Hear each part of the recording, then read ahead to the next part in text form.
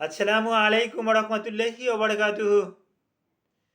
জি, ও জানার জন্য অনেক রুগীতেই আমার কাছে প্রশ্ন করেন, রুগী ছাড়াও অনেক ফ্রেন্ড সার্কেলে প্রশ্ন করেন, স্যার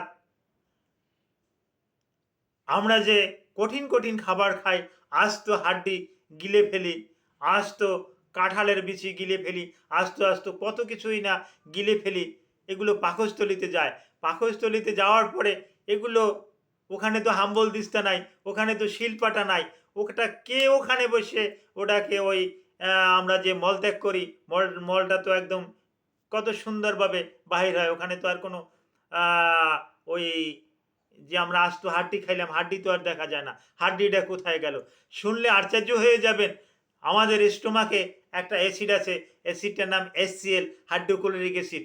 আপনি যা কিছু খান না কেন, ওটাই কিন্তু সব গলিয়ে দেয়। Thank you all.